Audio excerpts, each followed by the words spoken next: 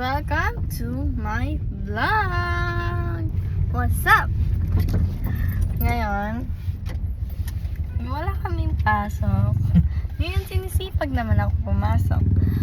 Dati naman yung may pasok, tsaka ako tinatamad. Ang galing, no? Ang galing na bata. Kaya huwag niyo ako tutularan. Kapag may pasok, pumasok kayo. Wala tayong tamad. Wow. Ang galing. Totoo guys, wala talaga kaming pasok. Gumising ako ng 4:30 para lang pumasok sa wala. Galing! Maglase. Dati may pasok. Hindi ako pumapasok.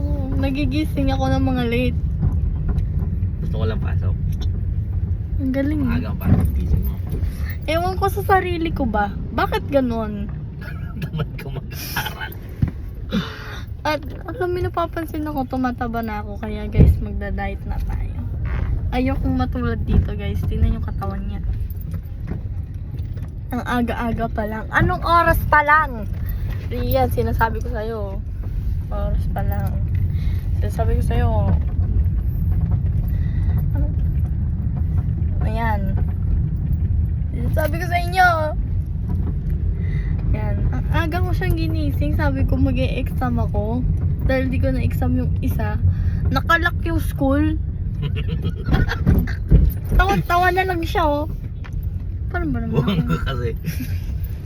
Hindi ka marunong magbasa ng GC nyo. Alam nyo kasi, hindi talaga ako nagbabasa ng mga chat gano'n. Kasi guys, tamad na tayo guys. Sarap pa natulog ko sana.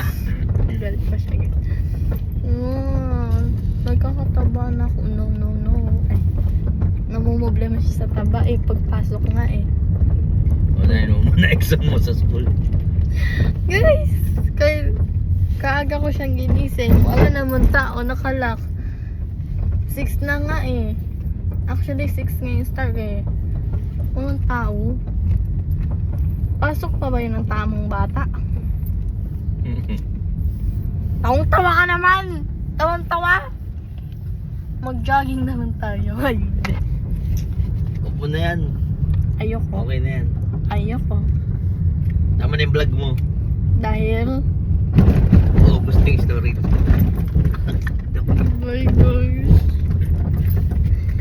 Guys, kaya... Update na lang natin si Denden. Ayan o, nagdidesisyon na naman siya. Kaya guys, sa mga batang hindi pumapasok dyan, kapag may pasok, pumasok na lang din kayo. Pag-aya mo pa sila sa'yo. Huwag na kayong gumaya sa akin dahil ako, nung wala pasok, kaya ka pumapasok. Walang pasok. Nung may pasok, absent ka ng absent. Nung walang pasok, gusto mo pumasok. Ang ingay naman itong katabi ko. Aray mo, pakak. Nagpapatangos tayo ilong. Ngayon natin siyang lihayin.